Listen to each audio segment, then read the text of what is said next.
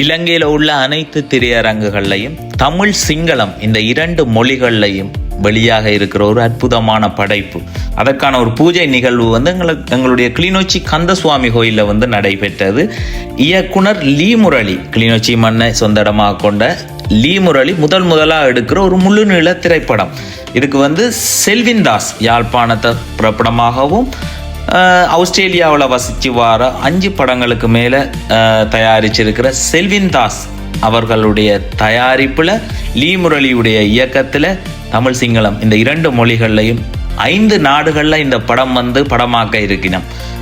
வெளிநாடுகள் சென்று படமாக்க இருக்கிற ஒரு முதல் படைப்பு அப்படின்னு சொல்லலாம். இலங்கையில் இருந்து வேறு நாடுகளில் போய் படம் எடுக்கப்படுறதும் அதே மாதிரி 2 மொழிகள்லையும் 2 பேரையும் கவரக்கூடிய ஒரு சுவாரஸ்யமான கதைக்களத்தோட வர்ற ஒரு படைப்பாக இந்த படைப்பை பார்க்குறேன். இந்த முழுநீள திரைப்படத்தில் உதாரி வர்ணகுல சூரிய என்று சொல்லக்கூடியவா சிங்கள மொழியில் 25 படங்களுக்கு மேலே நடிச்சிருக்கிறவா நடிக்கிறா.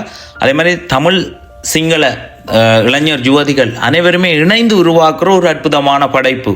வர்த்தக ரீதியாக சாதனை புரியணும் ஒரு படம் உருவாக்கினா இலங்கையில் அது தோல்வியாகவே இருக்கு. ஏன்னா ஒரு பகுதியினருக்கு மட்டும், இப்போ தமிழர்களுக்கு மட்டுமே எடுக்கிறது. அது பெரிய அளவில் வர்த்தக ரீதியாக சாதனை புரிகிறது இல்லை. அதால் முதலீட்டாளர்கள் ப்ரொடியூஸ் பண்ணுறதுக்கு யாருமே வர்றதில்லை. ஆனால் அதை மாற்றி அமைக்கிற விதமாக 2 மொழிகள்லையுமே இலங்கை முழுவதும் அனைத்து திரையரங்குகளையும் வெளியாகிற மாதிரி இந்த படைப்பு வருது. கட்டாயம் சாதனை புரியணும். இது தொடர்பான முழுமையான பதிவு என்ற DK1 என்ற யூடியூப் சேனலில் பதிவு செய்திருக்கிறேன். கந்தசுவாமி கோயிலில் நடந்த நிகழ்வில் அதுக்காக முதலீடு செய்கிற ப்ரொடியூசர், அதில் இயக்குனர், அதே மாதிரி அந்த உதாரி வர்ண குலசூரிய எல்லாருமே அதில் பேசி இருக்கிற விஷயங்கள் எல்லாமே சேனலில் பதிவு செய்திருக்கிறேன். DK1 என்ற சேனலுக்கு போய் பாருங்கள். நன்றி.